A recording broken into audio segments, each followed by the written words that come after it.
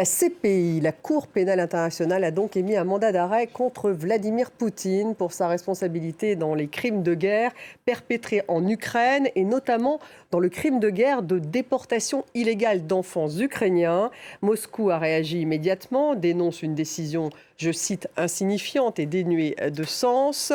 Le chef de la diplomatie européen, Joseph Borrell, affirme qu'il s'agit d'une décision importante. Stéphanie Maupas à La Haye. Un premier mandat d'arrêt de la Cour sur l'Ukraine pour une enquête qui a débuté il y a maintenant plus d'un an. Et puis, évidemment, c'est la première fois que le procureur de la CPI vise la tête de l'État russe, Vladimir Poutine, qui est suspecté donc de déportation d'enfants ukrainiens vers la Russie, ce qui constitue un crime de guerre, mais aussi de transfert illégal, toujours d'enfants ukrainiens, mais cette fois vers les territoires occupés, notamment ceux du Donbass. Et puis avec lui est suspectée la commissaire russe aux droits de l'enfant, Maria Lvova-Belova. Elle est poursuivie pour les mêmes faits.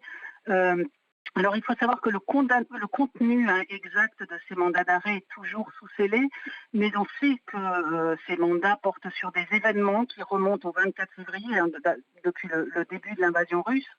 Et il y a des faits qui ont été dénoncés du même type d'enfants, de déportation d'enfants depuis la Crimée, qui se sont déroulés avant le début de l'invasion russe, mais qui ne sont pas visiblement pris en compte par ces mandats d'arrêt.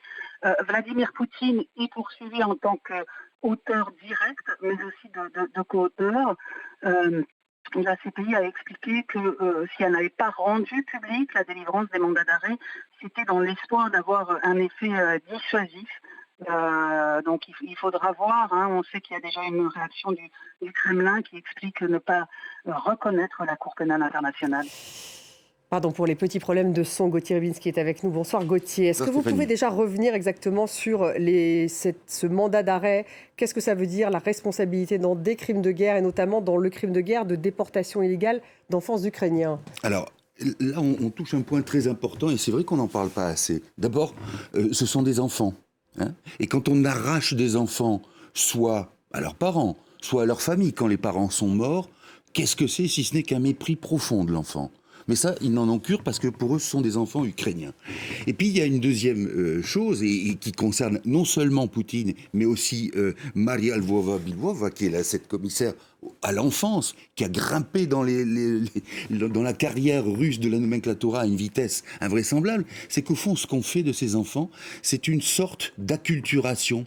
On leur dit, vous allez apprendre l'histoire russe, plus on ne parle plus ukrainien, vous allez vous comporter comme des petits Russes. Et au fond, qu'est-ce que c'est que les débuts? Parce qu'il y a 6000 à peu près enfants, on pense qu'il y en a beaucoup plus. Mais c'est les débuts de ce qu'on appelle un ethnocide. Ça consiste à enlever, à arracher la culture à des personnes, qu'elles soient adultes ou pas, et à leur dire, vous ne penserez plus comme ça, vous ne parlerez plus cette langue, etc. Là, c'est encore pire, ce sont des enfants.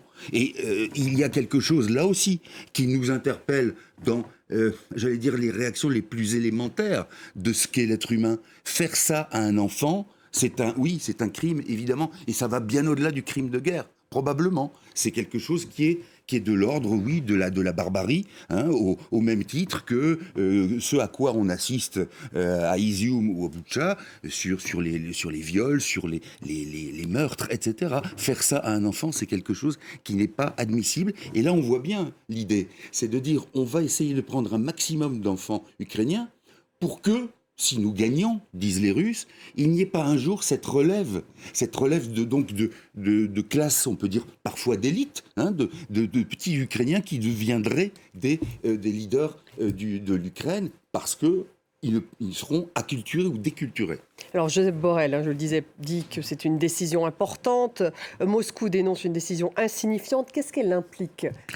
Elle implique, si vous voulez, qu'à partir du moment où un des personnage sur lequel pèse un mandat d'arrêt, s'il est amené à se déplacer à tel endroit ou où justement on se trouve dans un État qui est signataire de la Cour pénale internationale. Ça date de 1998, c'est un traité de Rome, et évidemment la Russie ne l'a pas signé. Les États-Unis aussi s'en sont dispensés. Donc ça veut dire, vous voyez que là où il peut y avoir aussi des crimes importants, on ne peut pas juger les gens. Mais à partir du moment où la personne se déplace, et ça a été le cas, on a même vu que en ce qui concerne l'ex-Yougoslavie, Milosevic a pu être jugé parce que le pouvoir s'est retourné contre lui. Le Rwanda aussi, un certain nombre d'auteurs et de commanditaires du génocide.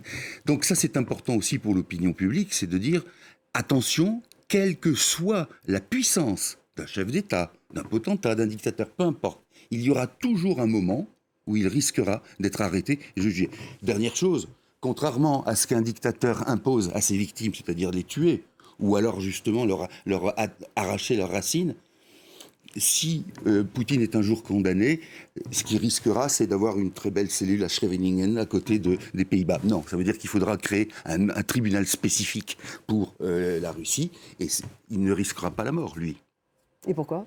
Parce que nous ne pratiquons plus, et heureusement, en Occident ou dans les pays qui sont signataires, la peine de mort. Merci Gauthier.